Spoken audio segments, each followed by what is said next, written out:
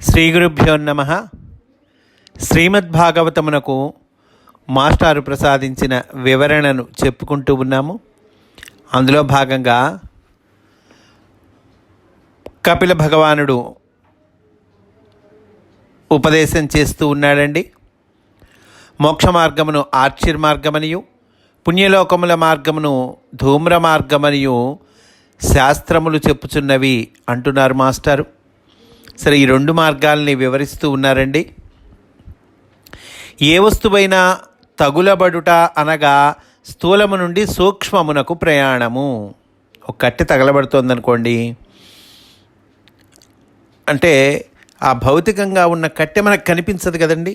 ఏమవుతుంది? తగలబడిన తర్వాత ఏమవుతుంది? స్థూలము నుండి సూక్ష్మమునకు ప్రయాణము. ఒక కట్టే కాదు, ఏ వస్తువైనా తగలబట్టం అంటేట స్థూల నుండి సూక్ష్మానికి ప్రయాణం చేయటంట. పరమాత్మయందు మాయావశమున సూక్ష్ముడైన తాను స్థూలముగా దిగివచ్చి భౌతిక సృష్టి అగుట. స్థూలతత్వములు జీవుని మార్గమున సూక్ష్మముగా ఆత్మమయములగుట నిరంతరము జరుగుచుండును. ఈ రెండు నిరంతరం జరుగుతుంటాయటండి. ఏంటి ఆ రెండు? భగవంతుని యందు మాయావశంన సూక్ష్ముడైన తాను స్థూలముగా దిగివచ్చి భగవంతుణ్ణి నుండి జీవుడు దిగి రావటం, ఇది భౌతిక సృష్టి అగుట అంటున్నారు. ఆ తర్వాత స్థూలతత్వములు జీవుని మార్గమున సూక్ష్మముగా ఆత్మమయములగుట. శరీరం ఉంది కదండి మనకి. ఈ శరీరం ఏంటి? ఆత్మమయమైనటువంటిది ఈ శరీరము. ఆత్మతో నిండిందే ఇది కూడా, ఆత్మమయము అంటున్నారు. స్థూలతత్వములు జీవుని మార్గమున సూక్ష్మముగా ఆత్మమయములగుట నిరంతరము జరుగుతూ ఉంటుంది. ఆత్మయే దిగి వచ్చి సృష్టి అగుచున్నది. సృష్టియే ఆరోహణ చేసి పరమాత్మయందు లయమగుచున్నది. అంటే ఆత్మ దిగి వచ్చి సృష్టి అవుతోందండి. మళ్ళీ ఈ సృష్టియే ఆరోహణం చేసి పరమాత్మలో లయమవుతూ ఉన్నది. ఇట్లు సృష్టిలో దిగివచ్చు దారి ఒకటి, ఎక్కిపోవు దారి ఒకటి కలవు. దిగి రావటం, ఎక్కిపోవటం, ఆరోహణ అన్నారు కదండి ఇందాక. మొదటి వానిని కృష్ణగతి అనియు, రెండవ దానిని శుక్లగతి అనియు చెప్పుదురు. దిగివచ్చే దారి ఒకటి, ఎక్కిపోయే దారి ఒకటి. ఈ దిగివచ్చే దారినేమో కృష్ణగతి అంటారు, ఎక్కిపోయే దారినేమో శుక్లగతి అంటారు. మళ్ళీ వీటికే ఇంకో పేర్లు ఏం చెబుతున్నారు? ధూమ్ర మార్గము, అర్చిర్ మార్గము అంటున్నారు. మనం ఎరిగిన సృష్టిలో నిప్పుమంట, వెలుతురు, పగలు, శుక్లపక్షము, ఉత్తరాయణము, ఊర్ధ్వగతులు, ఇవన్నీ ఊర్ధ్వగతులండి. మనకు తెలిసిన సృష్టిలో నిప్పుమంట, ఇవి ఊర్ధ్వగతి, పైకి వెళ్తుంది కదండి. వెలుతురు, ఇది ఊర్ధ్వగతి. పగలు, ఇది ఊర్ధ్వగతి. శుక్లపక్షం అంటే చంద్రుడు క్రమక్రమంగా దినదినాభివృద్ధి పొంది చక్కగా పూర్ణిమ నాడు నిండుగా కనిపిస్తాడు కనుక శుక్లపక్షము. ఆ తర్వాత ఉత్తరాయణము, సంవత్సరాన్ని రెండుగా విభాగం చేస్తే ఉత్తరాయణం దక్షిణాయనం అంటాం కదండి, ఉత్తరాయణము. కనుక ఇవన్నీ ఊర్ధ్వగతులు. ఆ తర్వాత అధోగతులు చెప్తున్నారు. పొగ అంటే ఇందాక నిప్పుమంట ఊర్ధ్వగతి అన్నాగా, దానికి ఆపోజిట్ పొగ అధోగతి. వెలుతురు ఊర్ధ్వగతి అన్నాం, చీకటి అధోగతి. పగలు ఊర్ధ్వగతి అన్నాం, రాత్రి అధోగతి. శుక్లపక్షం ఊర్ధ్వగతి అన్నాము, కృష్ణపక్షము అధోగతి. ఉత్తరాయణము ఊర్ధ్వగతి అన్నాం, దక్షిణాయనము అధోగతి.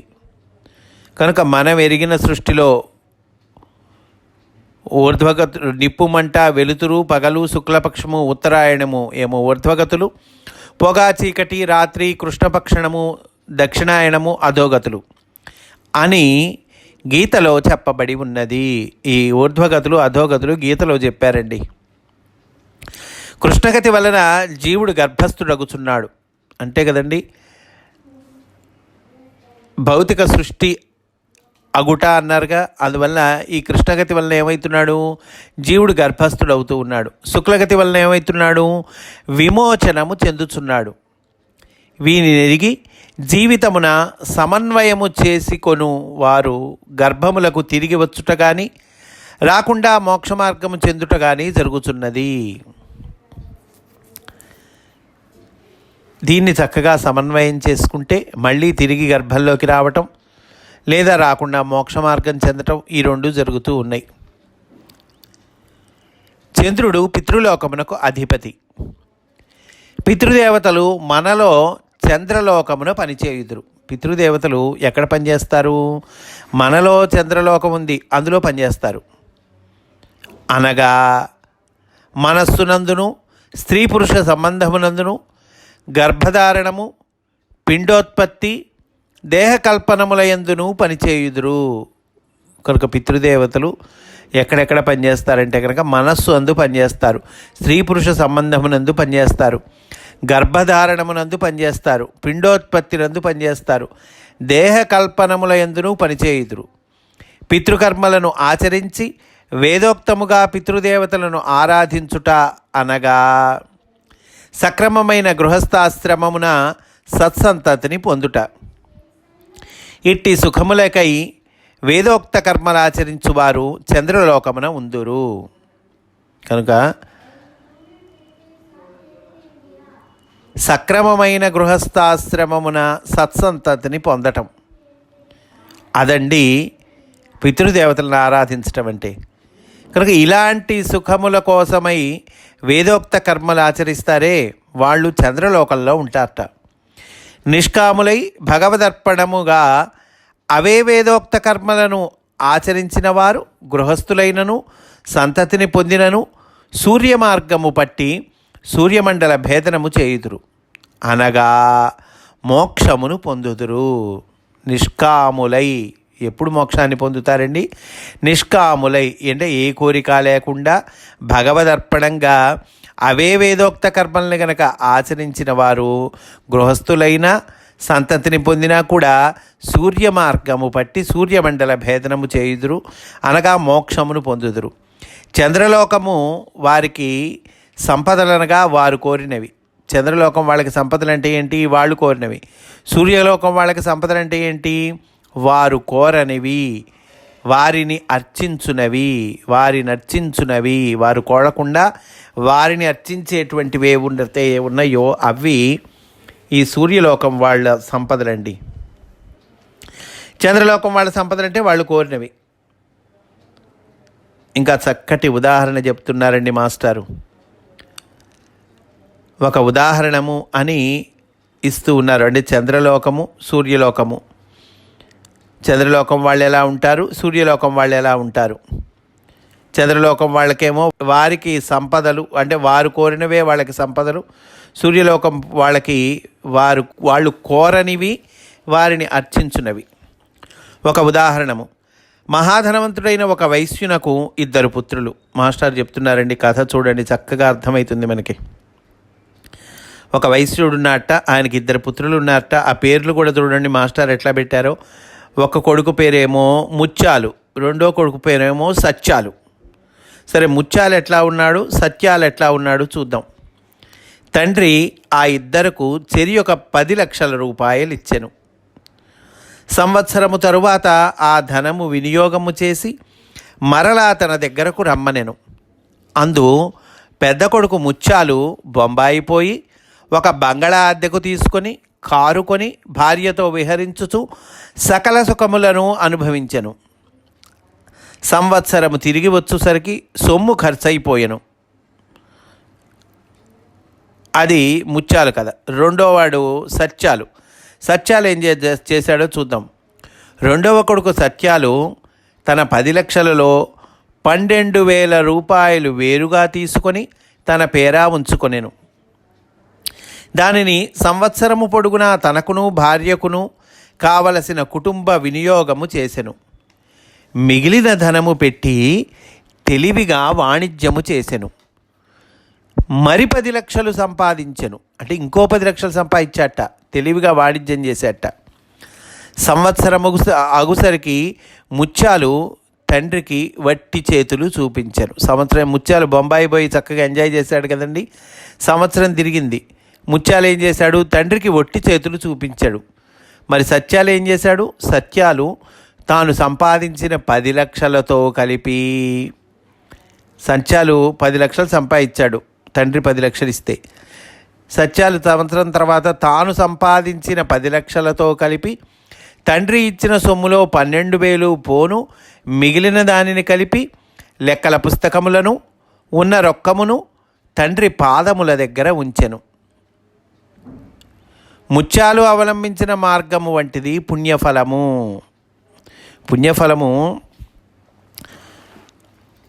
ముత్యాలు అవలంబించిన మార్గం లాంటిది. ఎందుకని బొంబాయి పోయి ఖర్చు చేశాడు, ఏమైంది? మిగిలింది ఒట్టి చేతులు మిగిలినాయి. సత్యాలు అవలంబించిన మార్గము వంటిది మోక్షపదము.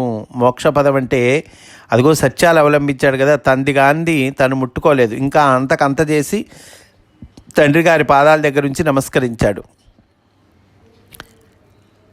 కనుక సత్యాలు అవలంబించిన మార్గము వంటిది మోక్షపదము.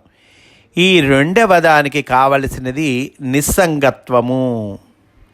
కనుక ఈ సత్యాల్లాగా చెయ్యాలంటే ఏం కావాలి? నిస్సంగత్వము కావాలి. అనగా నిస్సంగత్వం అంటే ఏంటండి? అనగా తన డబ్బు కాదనుకొన్న దానిని వాడు కొనకుండుట. తన డబ్బు కాదు అనుకున్న దాన్ని వాడుకోలేదండి ఆయన. సద్వినియోగము చేయుట. మిగిలిన సద్గుణములు ఇద్దరకు సమానమే. ఇంకా మిగతా సద్గుణాలు ఇద్దరికీ సమానమే. కానీ ఇతను ఏం చేశాడు? తన డబ్బు కాదనుకున్న దాన్ని వాడుకోలేదు. తండ్రి ఇచ్చాడు కదండి, తండ్రి ఇచ్చిన దాన్ని ఆ కుటుంబ ఖర్చుల కోసం ఏదో మినిమం ఏదో పక్కన పెట్టాడు, మిగతాది అంతకంత చేశాడు. ఆ తండ్రి ఇచ్చింది, తను సంపాదించింది మొత్తం మళ్ళీ తండ్రికి సమర్పణ చేశాడు. కనుక ఇలాగా చేయటానికి కావాల్సింది నిస్సంగత్వం అయ్యా. అంటే ఏంటి? తన డబ్బు కాదనుకున్న దాన్ని వాడుకొనకుండటము, సద్వినియోగం చేయటము అంటున్నారు. నారాయణుడు యోగ నిద్రలో ఉన్నప్పుడు ఇంకా కపిల భగవానుడు చెప్తున్నాడండి, ఆదిశేషుడిని చెయ్యగా కొని నారాయణుడు యోగ నిద్రలో ఉన్నప్పుడు లోకములన్నీ వాని యందు లయమగును, అట్టి నారాయణుని కొల్చువారు కొందరు. అలాంటి నారాయణుని కొలిచేవాళ్ళు కొందరు అంటున్నారు కపిల భగవానుడు. దీని మాస్టర్ చెప్తున్నారు, ఏమండి ఏంటిది? ఆదిశేషుని చెయ్యగాగుని నారాయణుడు యోగ నిద్రలో ఉన్నప్పుడు లోకములన్నీ వాని యందు లయమగును, అలాంటి నారాయణుని కొలిచేవాళ్ళు అంటున్నారు. అంటేట మాస్టర్ చెప్తున్నారు, నివృత్తి ధర్మము దేవుని స్వరూపముగా ఆరాధించేవారు అని అర్థము. నివృత్తి ధర్మం అండి, దాన్ని దేవుని స్వరూపంగా ఆరాధించేటువంటి వాళ్ళు. లోకములను తన యోగ నిద్రలోనికి ఉపసంహరించుకొనుచున్న నారాయణుని అర్చించువారు అనగా ఇంద్రియార్థముల నుండి ఇంద్రియములను మనస్సులోనికి, మనస్సును ఆత్మలోనికి ఉపసంహరించుకొనువారు అని అర్థము. వీరు ప్రకృతికి అతీతులై నిష్కామమూర్తులై మోక్షమునందు కూడా కోరిక లేని భగవత్ స్వరూపులు. వీరి మార్గము భక్తి యోగము. ఇలాంటి వాళ్ళ మార్గం భక్తి యోగం అయ్యా. వీళ్ళు ప్రకృతికి అతీతులై ఉంటారు, నిష్కామమూర్తులై ఉంటారు, మోక్షమునందు కూడా కోరిక లేని భగవత్ స్వరూపులు వీళ్ళు అని అంటున్నారండి. వీరు తమ భక్తి మహిమతో తమ సమస్త ధర్మములను నారాయణుని యందు సమర్పణ చేసి దేని యందును సంగము లేక శాంతమూర్తులై వర్తింతురు. వారి మనస్సులు పరిశుద్ధములు, వారి ఇతర ధర్మములను పాటింపరు, అన్నిటి యందును నారాయణునే ధ్యానింతురు. వారికి అహంకార మమకారములు లేవు, అయినను వారి కుతూహలము నారాయణునిపై వర్తించును. వారి దేవుడు అర్చనాది మార్గమున గోచరించువాడు. లోకమందలి మహనీయ చరిత్రములన్నీ వానివే. అందరి ముఖములు వాని ముఖములే. కీర్తివంతుల కీర్తి అతడే. సృష్టిస్థితి లయములు అతని యందే తోచుచున్నవి. అతడున్నాడు కానీ పుట్టడు. అతడు ప్రకృతి యందును పురుషుని యందును ఉన్నాడు. వానికి అతీతుడుగా కూడా ఉన్నాడు. ఈ అతీతుడే పురుషోత్తముడు అనబడును. ఇట్టి లక్షణములతో నారాయణుని అర్చించి ఇక తిరిగి రాని మార్గమున దివ్య తేజస్సుతో వెలుగొందుచుందురు. వారికి జన్మములు లేవు. వారే నిత్య సూర్యులు అంటున్నారండి. కనుక నివృత్తి మార్గంలో కొందరు పూజిస్తారయ్యా. నిష్కామమూర్తులై మోక్షమునందు కూడా కోరికలేని భగవత్ స్వరూపులై ఉంటారు. వీరి మార్గము భక్తి యోగము అంటున్నారు. నారాయణ్ణే ధ్యానిస్తారంటున్నారు. అలాంటి వాళ్ళకట అహంకార మమకారాలు ఉండవుట. నారాయణునిపై వర్తిస్తుందట వాళ్ళ కుతూహలం అంతా కూడా. కొన్ని లక్షణాలు ఇచ్చారు మనకి. ఇట్టి లక్షణములతో నారాయణుని అర్చించి ఇక తిరిగిన అని మార్గమున దివ్య తేజస్సుతో వెలుగుతూ ఉంటారు వీళ్ళు. వారికి జన్మాలెవ్వయ్య, వారే నిత్యసూరులు అంటున్నారు. నిత్యసూరులు అండి. కొందరు దేవుడు అను పేరుతో హిరణ్య గర్భుని కొలుచుచున్నారు. మాస్టర్ చెప్తున్నారు, దేవుని ఈ సృష్టి యందు అంతర్యామిగా మాత్రమే కొలుచుచు దీనికి అతీతుడకు పురుషోత్తముని ఆశ్రయింపని వారు. హిరణ్య గర్భునిగా కొలవటం అంటే ఏంటంటే మాస్టర్ చెప్తున్నారు, అంతర్యామిగా మాత్రమే కొలుస్తారట భగవంతుడిని. దీనికి అతీతుడగు అంటే ఈ సృష్టి యందు అంతర్యామిగా ఉండటం మాత్రమే కాకుండా సృష్టికి ఆవల ఇంకా దీనికి కూడా అతీతంగా, ఈ సృష్టికి కూడా అతీతంగా ఉన్నటువంటి వాడు పురుషోత్తముడు. అతన్ని ఆశ్రయించట. ఈ సృష్టి యందు అంతర్యామిగా మాత్రమే కొలుస్తూ ఉంటారట. అంటే హిరణ్య గర్భుని కొలుస్తూ ఉంటారు. వారు సత్యలోకమున నుండి చతుర్ముఖుని పరమాత్మగా ధ్యానించుచున్నారు. అలాంటి వాళ్ళు సత్యలోకంలో ఉంటారు. బ్రహ్మనేమో చతుర్ముఖ బ్రహ్మగారిని పరమాత్మగా ధ్యానిస్తూ ఉంటారు. వారు చతుర్ముఖుడు బ్రతికియున్నంత వరకు వాని యందు సత్యలోకమున ఉందురు. 2 పదార్థములు పూర్తి అయిన వెంటనే బ్రహ్మకు ప్రళయము వచ్చును. అంతవరకు వారు బ్రహ్మయందుందురు. ఇంతలో బ్రహ్మలయమగుటతో అంటే సృష్టి అంతమయ్యే టైంలో బ్రహ్మగారు కూడా లయమవుతారు కదండి. బ్రహ్మకు కూడా ప్రళయం వస్తుంది. బ్రహ్మలయమగుటతో పంచభూతములు, మనస్సు, ఇంద్రియములు, తన్మాత్రములు, వాని లోకములు కూడా సర్వేశ్వరుని యందు లీనమగును. అంతా భగవంతుడిలో లీనమైతాయి. అప్పుడు వారు బ్రహ్మలోకముపై అభిమానము వదలి బ్రహ్మతో కూడి పురాణ పురుషుల్లో ప్రవేశించి లీనమగుచున్నారు. అప్పుడు వాళ్ళు ఏం చేస్తారు అంటే అప్పటిదాకా బ్రహ్మ యందున్న వాళ్ళు బ్రహ్మ కూడా లయమైనప్పుడు అదిగో ఆ పురాణ పురుషునిలో ప్రవేశించి లీనమవుతూ ఉంటారు. దీనికి మాస్టర్ చెప్తున్నారు, సృష్టిలో అంతర్యామిగా ఉన్న దేవుని మాత్రము పూజింపగలవారు సృష్టియు సృష్టికర్తయు లీనమగు వరకు ప్రజ్ఞామయులై ఉందురు. అటుపైన సృష్టితో పాటు నారాయణుని యందు లీనమవుతారు. దీనికి ఒక ఉదాహరణ చెప్తున్నారు మాస్టర్. మన భూమిపై ఒక మహానుభావుని దేహమున ఎముకలలో ఉన్న సున్నము కూడా మహానుభావునితో పాటు గౌరవింపబడును. ఒక మహానుభావుడు ఉన్నాడండి, ఆయన దేహం ఉంది, ఆ దేహంలో ఎముకలు ఉన్నాయి, ఆ ఎముకల్లో సున్నం ఉంది కదండి. ఆయన దేహంలో ఉన్న ఎముకల్లో ఉన్న సున్నం కూడా ఆ మహానుభావుడితో పాటే గౌరవింపబడుతుంది. బాగుంది. అయితే అతడు దేహము వదిలిన వెనుక అది భూమిలోని ఖనిజముల యందలి సున్నముతో కలియును. అతడు దేహాన్ని వదిలిపెట్టాడు కదండి. పాంచభౌతిక దేహం పంచభూతాల్లో కలిసిపోతుందిగా. అప్పుడు భూమిలోని ఖనిజముల ఎత్తో అతని దేహము వదిలిన వెనుక ఆయన ఎముకల్లో ఉన్నటువంటి సున్నం ఏమవుతుంది?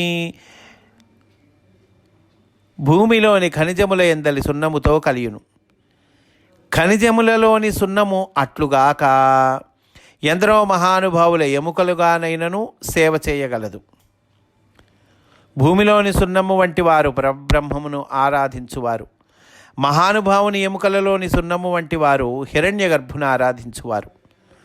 ఈ భేదము తెలియుటకే భగవద్గీతలో పురుషోత్తమ ప్రాప్తి యోగము ప్రసాదింపబడినది అంటున్నారు. కనుక నీవు సర్వజీవుల హృదయ పద్మముల యందున్న పరబ్రహ్మమునే సర్వభావములతో శరణాగతి చేయుము. అతని అనుభవము ఎల్ల ఎడలా వినపడుచుండును. వాక్కును ఉచ్చరించి విన్నచో అతడు వాక్స్వరూపుడై వినబడును. మాస్టర్ అంటున్నారు, వాక్కుని కనుక ఉచ్చరించి విన్నామనుకోండి అతడు వాక్స్వరూపుడై వినపడతాడు. అందరి కంఠధ్వనులలో శబ్ద బ్రహ్మస్వరూపుడై తన్ను ఉచ్చరించుచున్న మూర్తిగా దర్శనమిస్తాడు. ఎందుకని? సర్వజీవుల హృదయ పద్మములందున్న పరబ్రహ్మమునే సర్వభావములతో శరణాగతి చేయమన్నారుగా. అతనిని గూర్చి కలోపము చెప్పుటకు వీలు లేదు.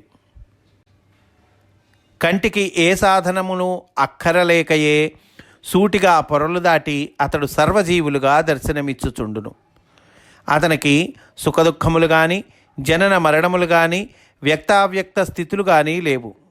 అతనిని పురుషుడని భావించి శరణాగతి పొందుము. కపిలుడు దేవహూతికి చెప్తూ ఉన్నాడండి. కనుక అలాంటి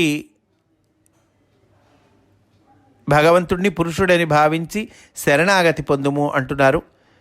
మాస్టర్ అంటున్నారు, దేవహూతికి పురుషుడు తన భర్త కనుక కర్దమ ప్రజాపతిని ధ్యానించి నారాయణుని మోక్షస్థితి పొందుమని అభిప్రాయము. నీ భర్తని ధ్యానించి నారాయణుని మోక్షస్థితి పొందమ్మా అని చెప్తూ ఉన్నాడు కపిలాచార్యుడు. కపిలాచార్యుడు గురువై సర్వము ఉపదేశించినను జీవునకు నారాయణునకు కల సంబంధము భార్యాభర్తల సంబంధము వంటిది. జీవుడికి భగవంతుడికి ఉన్న సంబంధం అటండి భార్యాభర్తల సంబంధం లాంటిదట. కనుక దేవహూతి కర్దమ ప్రజాపతిని ధ్యానించి మోక్షము పొందవలెను. కపిలాచార్యుని తనకిచ్చినది కూడా కర్దముడే కదా. కర్దమునికి ప్రజాపతికి దేవహూతికి కలిగిన సంతానం కదండి ఈ కపిలాచార్యుడు. కనుక కపిలాచార్యుడిని దేవహూతికి ఇచ్చింది ఎవరు? కర్దముడే, భర్త అయినటువంటి కర్దముడే కదా. దైవమునందించువాడే గురువు అంటున్నారు. కర్దముడు ఎవరు? సాక్షాత్తు భగవంతుడు, శ్రీ మహావిష్ణువు యొక్క అవతారం. కనుక ఆ దైవాన్ని అందించాడు. దైవాన్ని ఈ కర్దమ ప్రజాపతి భర్త అయినటువంటి కర్దముడు అందించాడు. దైవాన్ని అందించేవాడెవరు? గురువేగా. అదండి. కనుక ఈరోజు ఇక్కడితో పూర్తి చేసుకుందాం. రేపు కూడా ఇదే అంశంలోని విశేషాలను చెప్పుకుందాము అని సవినయంగా మనవి చేసుకుంటూ స్వస్తి. వాసుదేవ.